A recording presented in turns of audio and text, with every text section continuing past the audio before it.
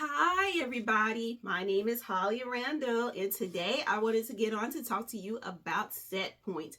You know, when you are losing weight and then you lose all that weight and then sometimes you gain it right on back and start creeping back up on you, and that is what's going on. Your body has already hard drive your original weight. You are losing weight, you're going on a diet. If it's short term, like if you're losing weight for a wedding or you're losing weight for a trip, remember, your body still remembers as well, so it's like, wait a minute, I remember when we was this way, but I'm gonna let you go ahead and have some fun and lose some weight, but remember we was this way. So I'll explain more. So usually this happens in your brain. It's all about brain balance as well. And when you hear people say mind over body, your mind is telling your body, okay, wait a minute, this is how we're going to do things. And so you really have to have the mental fortitude to get through this. If not, you will give up and then you'll go right back to that set point of your original weight. And sometimes people gain more.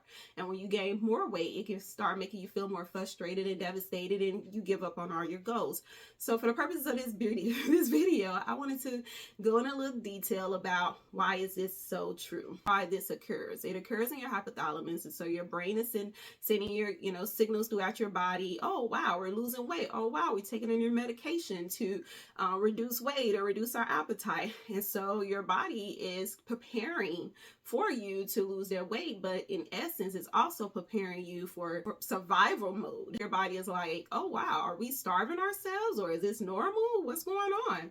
So your hypothalamus, when it starts feeling that way, it releases a hormone called leptin, and then leptin increases your hunger. And so you're hungry because your body is trying to say, no, we have to eat. And so this is where it caused this catastrophic event of eating more. So the leptin is released and you're eating more.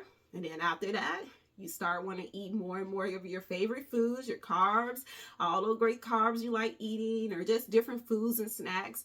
And that's more of the dopamine effect. And the dopamine effect is more of your pleasuring center there. So now you're eating, it's pleasurable, you're feeling good. You may have a drop in your serotonin levels. And then your serotonin levels are saying, wait a minute, we got to still eat more because wait a minute, something's not right. So all that hard work you are putting into your weight loss, it is great, but you have to think about long-term goals. Now, what affects your set point as well, and what makes you go right back to your original weight, like say for instance, you're 200 pounds, you want to lose 10 pounds, you can lose the 10 pounds, motivate yourself, that's good short term, but as soon as you go back to your original way of living, your original lifestyle and the way you originally eat, you're gonna go right back to that set point, or you will gain more food or gain more weight. I say gain more food, but you're gonna eat more food.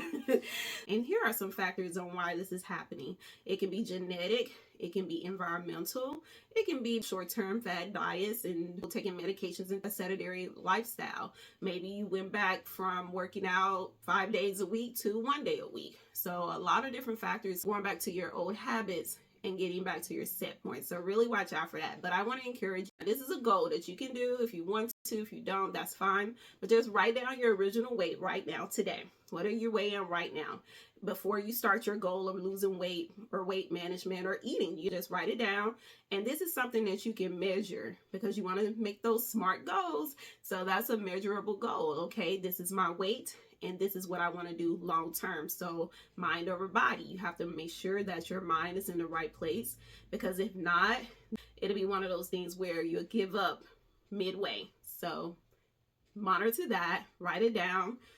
Do a food journal. I like doing food journals or weight loss journal to track your progress. That can help you as well. It'll keep you accountable. And that's another thing. Hold yourself accountable. It's one thing when you lose the weight and then you can blame it on, oh man, this happened, that happened, the stressor happened.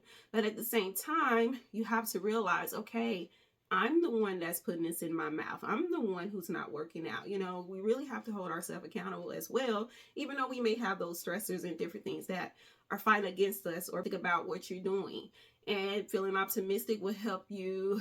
Again, that's something long term. I'm optimistic about this. I'm not just doing this for short term, even though that's encouraging, that's motivating, but I want to do this forever.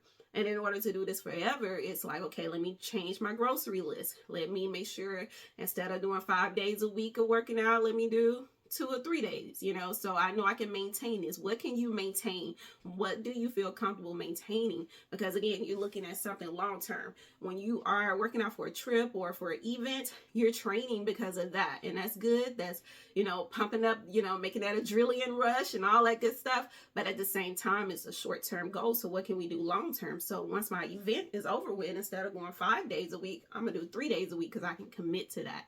So making those long-term commitments and something that you feel comfortable with, so you still can maintain adequate weight. And just don't think about weight, think about long-term health. Do you want to have high blood pressure? Do you want to have diabetes? And if you already have it, that's one thing. Again, discuss that with your provider. But even if you already have it, there's modifications that you can do. Again, you know, journaling, going on those walks, doing things that you feel comfortable with, making that grocery list. Those are some things that can help towards your goals. I'll make sure I put more in the description. I'm trying to make this video as short as possible, but I did want to get on today and encourage set point so you can get ahead of it before it gets ahead of you, and then you can understand what's going on with you, just in case you start giving up and you feeling bad, like, oh, I gained my weight back, or why am I gaining my weight back, or why I gained too much weight back. So get ahead of it before it gets ahead of you. But I'll put more information in the description. Make sure you check it out. And again, this is Holly Randall, and this is for encouraging purposes. So I always tell people, pray before you start doing anything. No matter what goal you make for yourself, pray about it, and most definitely reach out to your healthcare professional because they can make a plan individualized for you. I hope you enjoyed this video. I hope you enjoyed this information. If you have any more questions or have any concerns, please DM me or leave a comment. Bye.